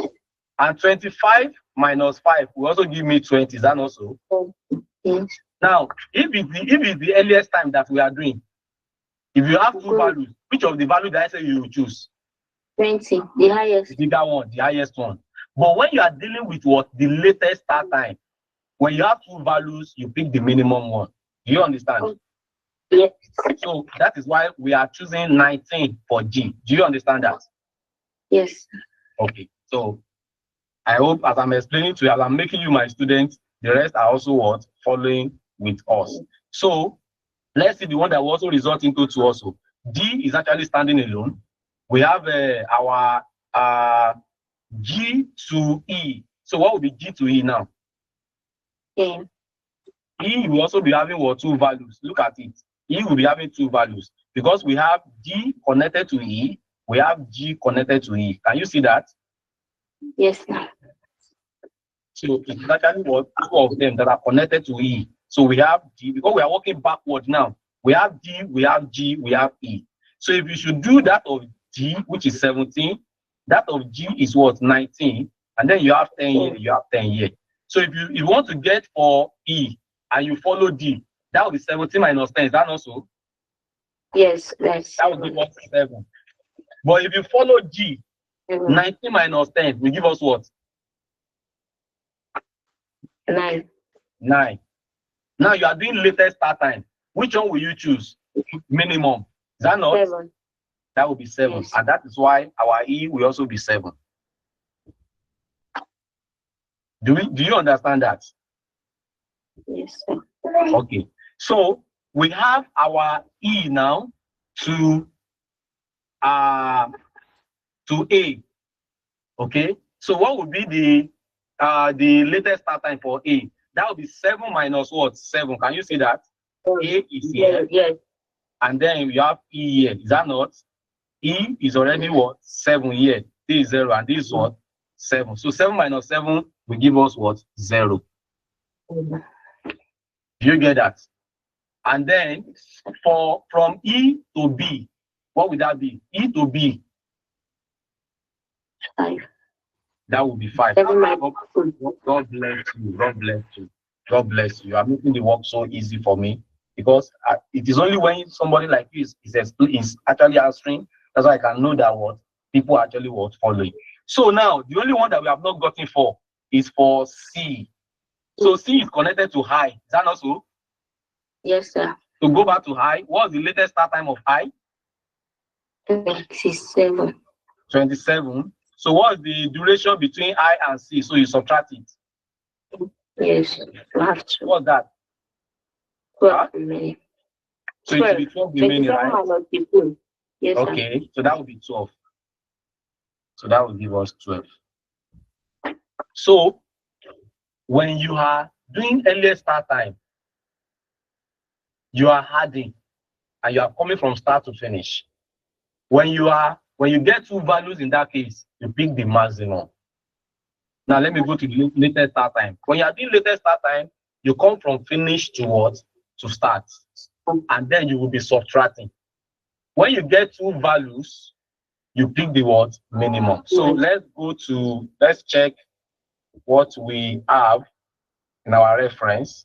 So you can see for A, B, C, we have 0, 5, 12. So you can see that we have 0, 5, 12. I want us to be real.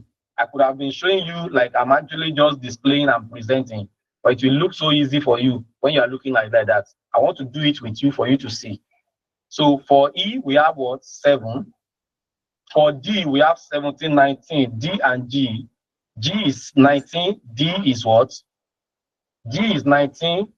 D is what? 17. G is 19. D is 17. So we are correct. So check for F and H. F is 25. H is 24. F is 25. H is 24. Can you see? It's even different the way they position their own. We position our own differently. I is 27. That's correct. J is 29. And finish is what? 32. Thank you so much. This is fantastic. So we have gotten it. So let's just put them in this our column here so that the work will be easier for us. So you can see we have earlier start. So let's just write in earlier start. You can cram it together with me. Cram down earlier start of ABC. What is it? 0, 0, 0, right? Yes. So that's 0, 0, 0, right? And then let me to check that of E. That is what? E is what? We have 5, 12. 0, 5, 12. E is what? 7, 7. If you check for D, D is 17, 17. D is 17, 17. If you check for H and F, H is 22, 24. 22, 24. Check for F, 25, 25. 25, 25. I think I caught that of I, 27, 27. For G, we have 17, 19.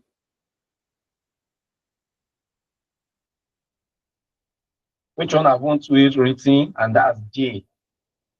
So for J is 29, 29. So this is all we have.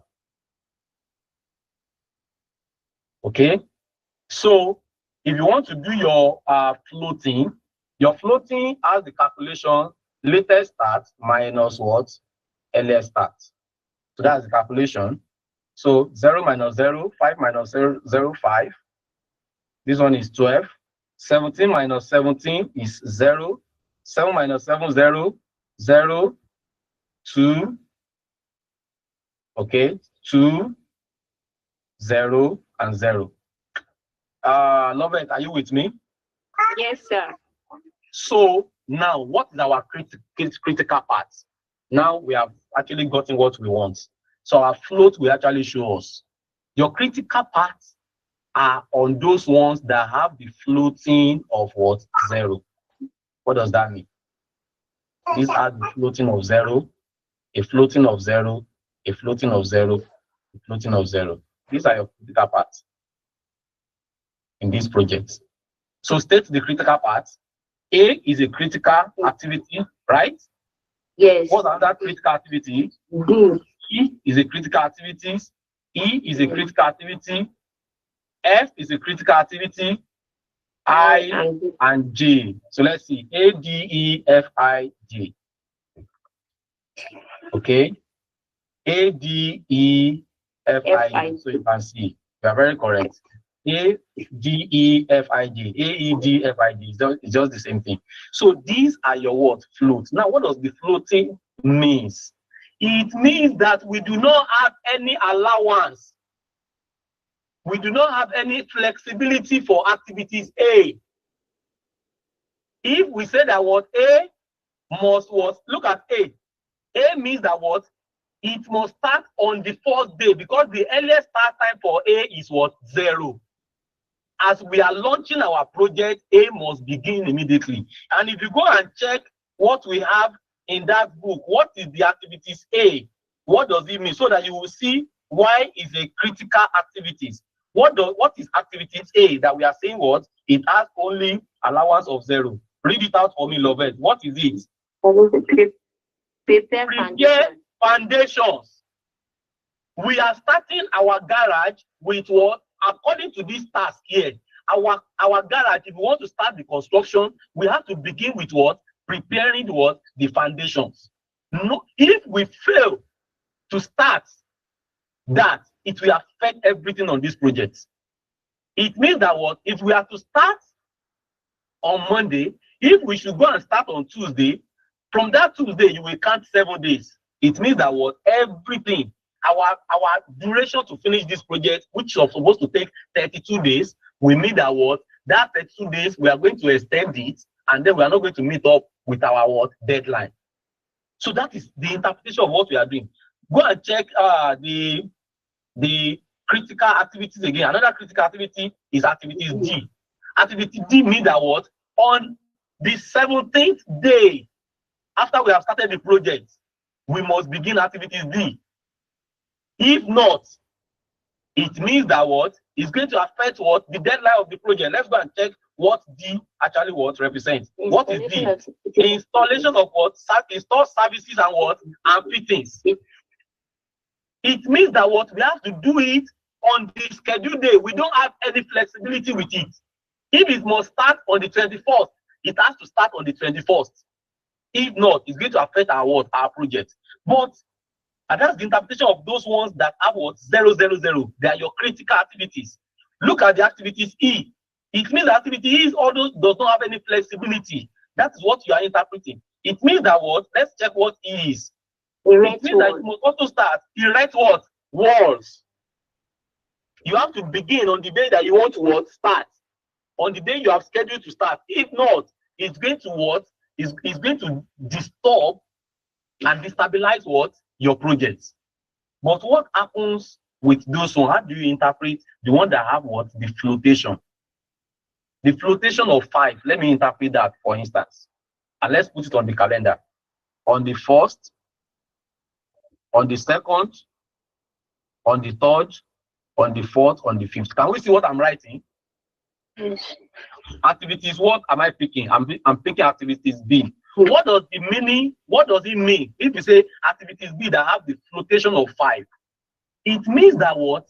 We have the flexibility of five different days that we could start what? Activities B. Are you getting the point? If I say I want to activities B, if I have 5 days, I can either start it on what? On the 1st. If I cannot start it on the 1st, I still have opportunity to start it on the what? On the 2nd. I still have opportunity to start it on the what? On the 3rd. I have opportunity to start it on the what? On the 4th or what? 5th. It is flexible. I can shift it within these five different what? Days. I can shift it what? Within these 5 days. And let's go and check the activities. What is our activities B? That we say that what? We can actually, it's possible that we can shift it. Can you read it out? Make and position door frames. Make and position door frames. I can start this. When I've started my project, I can actually start it on what? On the 0 day of the project. I can start it on the 0 day because as I'm laying the foundation, I can be doing that. Or better still, since I have my diagram, my design, I can just say, okay, fine, I will map it out. If I can't do it today, I will do it tomorrow after the foundation is done. It will not still affect me of completing my what? My project within 32 days. The flexibility of C is one that will amaze you. That is what? 12. Okay, look at C. Lay drains, floor, base, and what? And screed. It means that what? You have you have about 12 days, flexibility. Let's check. The flexibility is about 12 days. Okay, that's the float. Yes, it's 12. We are very accurate. So you have about 12 days that you can shift. If you don't do it on this particular day, you can do it on this particular day. But those ones that are critical, they are the one that the schedule that you make for them is what you must follow. And this is the beauty of your CPM or your CPA, critical path management or critical path analysis. What does it help you to do? It helps you to know the longest period that a project can actually last. And it helps you to finish the project on time. How early can you finish? It makes you to spot the critical activities. It makes you to spot what the non-critical activities. Now, another person will help us to do the listing out now. Please, Mr. Moderator, pick one person for me. What you are doing is just so simple. You are not doing something different. Okay. Fumi Adebeson, are you there? Fumi Adebeson. Joseph Udoka, are you there? Joseph Udoka. Joseph Udoka, if you can hear me, can you unmute your mic? Okay. Let me get someone else. Don't worry, I'm not testing you. It's just for you to actually read something out. Okay, Yakubu Ladan. Yakubu Ladan. Can you hear me? Sorry, sir. The problem is we are online. We can hear you, but your screen, we cannot see the screen. That's the problem I'm having. You cannot see my screen? Oh, Lord. Yes, I've been logging out and been logging in. Still the same thing. It's network. At a point, you were saying it because I knew that you worked with me that time. Okay? Yes, but I'm okay. Abdurrahman Musa. Yes, I'm here.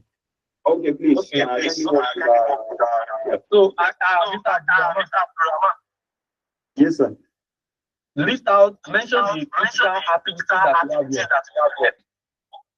The critical activities are A, D, E, F, okay, G, I, and J. Thank you so much. That's what I want to do. What does it mean that they are critical activities? It means there are such activities within the project that do not have any allowance. God bless you. Thank you. You cannot use their start date. Exactly.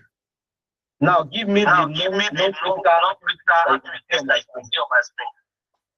The non-critical activities here include B, yes, C, G, and H. God bless you. Thank you. What does it mean that they are non-critical? They are non-critical because there is some allowance days within which we can choose to start. How many days opportunity do you have? Flexibility activities B have 5 days opportunity within which I can choose to start. Okay. What about activities C? Activities B, C. Activity C is 12 days. Activities G. Activities G means I have 2 days allowance within which I can start either from day 1 or 2 maximum. Thank you. And activities H also have the same with activities G, means I have only 2 days to start. Thank you. So did you follow the network diagram? Yeah, at the beginning I was also having issue when you are doing the algorithm, but when completing the network, I was actually with you up to now. Okay, all right. Yes, I hope. You are very okay now. Right? Thank you. All right, thank you so much. Yeah, okay, thank you. You can mute yourself now. So by God's grace, in our company, we are actually we are planning to see how we can help those people who may really want to be practicing for their PMI exam. Some people that want to choose to write PMI exam. So don't worry. What I wanted to do before is that this night I would practice some questions and everything. But you are going to have little of, it's around what we have done. It's going to be in your assessment actually. So you would actually do that in your assessment. Just follow up carefully when you are reading PMI questions. You should, the questions, the storyline sometimes is elongated deliberately, just because when you are reading, your mind will be drifting away from what you are reading. But read, if you must analyze and underline some things as you are reading, make sure you do that. And then you will be able to answer the question correctly. So try as much as possible to do that. So we on our ends, there will be some, there will be a class, there can be a class that will create to treat and practice questions. You can also see some videos. We'll just make like a recorded videos, treating some questions. We'll share it to the public. You can see the way we do our things. We are not stingy with our materials. The training is actually live on YouTube. You can go back to watch. You can send to your colleagues and all that. And everybody can benefit. So what we are actually after is that we really want people to get engaged professionally. You need to understand what you are doing professionally. If you are a project manager, you have to do it professionally. So we are focusing on, you practicing. We help people to practice professionally and your recognition. Now, when you pick our certification and then you get to anywhere, you can function. You are not just a person that is carrying a paper up and down. You are somebody who is carrying value in you, and then you have the value. The certificate is to just accredit you and to introduce you to the world that, oh, this is my qualification. So when you are thrown, questions, and when you face problems, you can always face them. You can always solve them. So don't worry.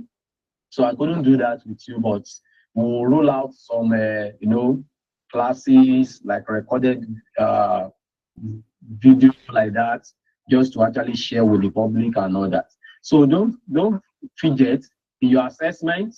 Okay, I've actually limited them. The questions you have for the project scope is different is separated from the project time management. So if you are actually going for project scope management, so the assessment is actually 10 questions and they are optional. And if you are going for the project time management, the questions are also just 10. So we are just picking that just to really, what we are after is just to see that, yes, you really have a good understanding. So don't forget, try to, follow up on the class, then try your questions, and then you'll be fine. Because we are after, we want to assess you. We can't just release the certification for you if you are not assessed. So you have to be assessed. But moderator will tell you more about that. So Mr. Moderator, over to you, sir. Thank our resource person, Mr. James Fanny, for that very, very wonderful session so far. It has been an engaging one, and I want to appreciate him a whole lot. It's not easy, training people on project schedule management, an aspect of project management that is very, very innate. It's very, very. It gives many people issues. Many people find it difficult understanding, but most importantly, this critical part analysis, how to plot the algorithms and the likes. But we appreciate you a whole lot, and thank you very much. So I want to use this opportunity to make this opportunity open for questions. So please, if you have questions, kindly signify by raising up your hands. Sorry, while the class was going on, I couldn't call on you because we were using a recorded class. So, but I will still take your questions. So please, if you have your questions, kindly Kindly signify by raising up your hands. Okay, questions. Anyone with questions for me?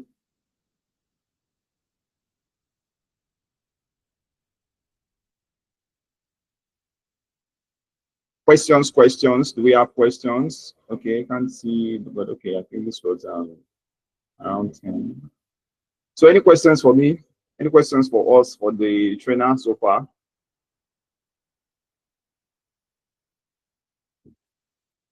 Okay. Well, so if there are no questions, so I want to assume, okay, that's Joseph Irapo. Mr. Joseph. Mr. Joseph, you can unmute your mic. Mr. Joseph, you can unmute your mic and ask your questions. Yeah, good afternoon. Good afternoon. Yeah, I actually wanted to ask, is there by chance a way that we can have probably maybe a handout or something for individual students? I don't know if you guys have. Yes, of course, If we are going to be giving out the material at the end of the training. So we've always stated that since the beginning of this course. So the materials will be made available. We'll definitely give that out. All right. That is before the certification and after the certification. While the certification is ongoing, the materials will be sent alongside. Okay, all right, okay. That's actually what I wanted to know. Okay, thank you very much. Some of us have missed some 1 or 2 lectures, handout would be a very good guideline to you can quickly rush back to them. Definitely. So what we encourage is that, yes, for everyone who missed any of the classes, try as much as possible to go back to watch them. And when you rewatch them like that, it's also an avenue for you to do more research on your own.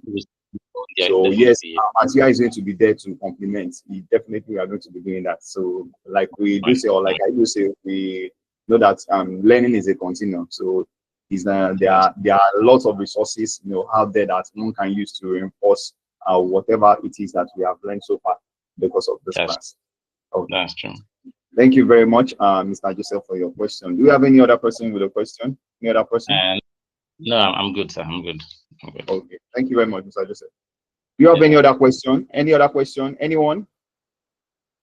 Okay, so in the absence of that, at the end of this class, we are going to be dropping the assessment on project schedule management. So please, you will find it on the WhatsApp group, or the WhatsApp platform that we have created specifically for this course. So please go to the WhatsApp platform. You'll be able to access the assessment. So making 3 assessments that we will be releasing so far in this professional training on project management. So please, I encourage you all, let's attempt it.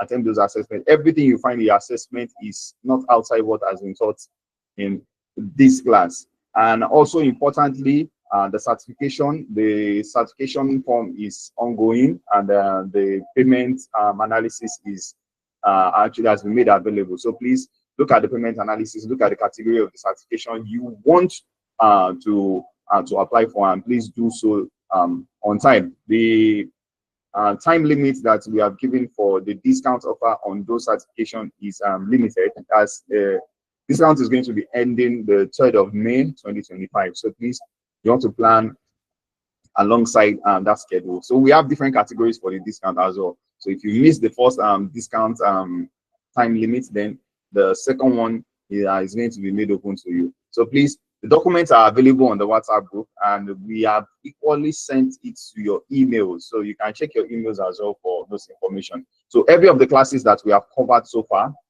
as well, you will be getting an update on every of those classes. We'll send the class links to you via email. So please watch out for that. So we are doing all our best to ensure that you have access to these videos, this training as much as possible. So on that note, I want to say a very big thank you to everyone who has been present in this class.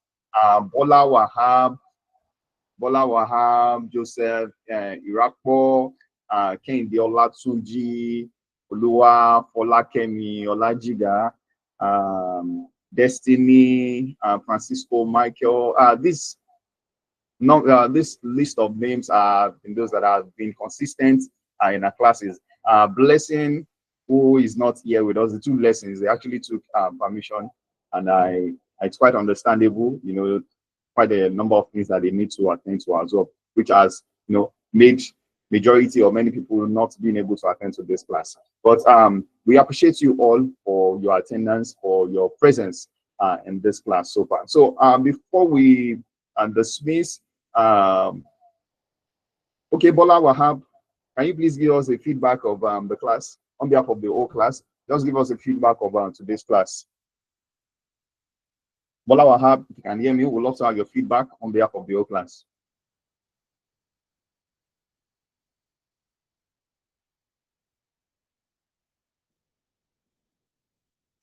Mr. Kehinde Olatunji, if you can hear me, can you do us the honors of giving us your feedback on behalf of the class?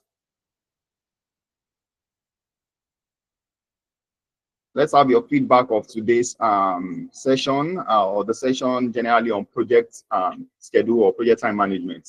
So please, can you do that for us? Bola Wahab, Kehinde Olatunji. Okay, so I want to assume majority are busy, but it would be nice if we can get your feedback. So if that is the case, please, we'd love to have you drop your feedbacks on the WhatsApp group, please, and please do that for us.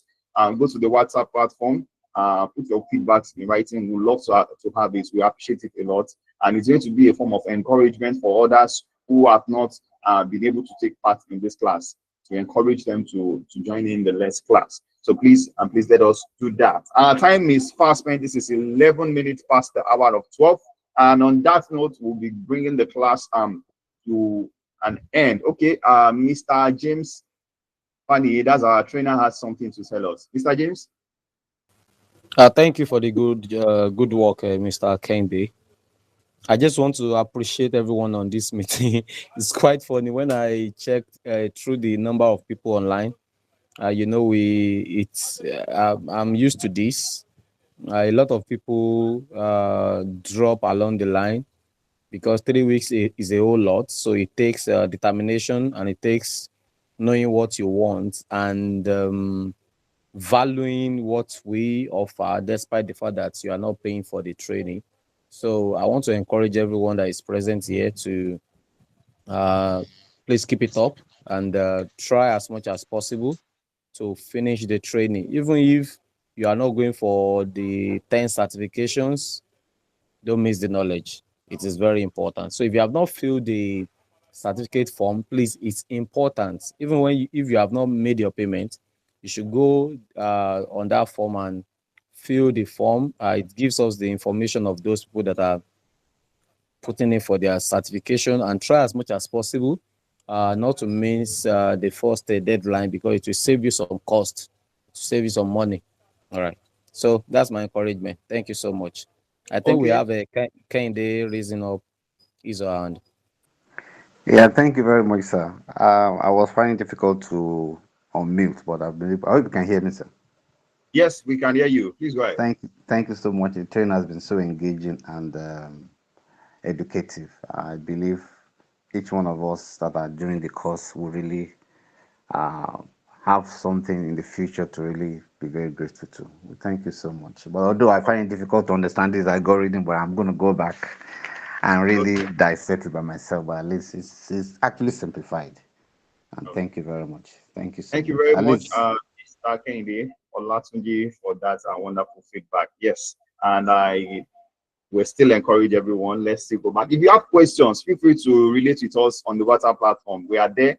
The trainer is there, so you can ask us your questions whenever you encounter any in the course of maybe we visiting the classes, or any question maybe on the projects that you have that we can easily share and rub minds together in order to provide a solution. So thank you very much, everyone. Thank you very much, everyone who joined via the YouTube live channel as well. Love you all. So till we meet again in tomorrow's class, do have a productive day and do have a pleasant working hour and day ahead. Thank you very much, everyone. Bye-bye. Bye. Bye-bye. Thank you, Mr. Ken. Bye-bye. Thank you.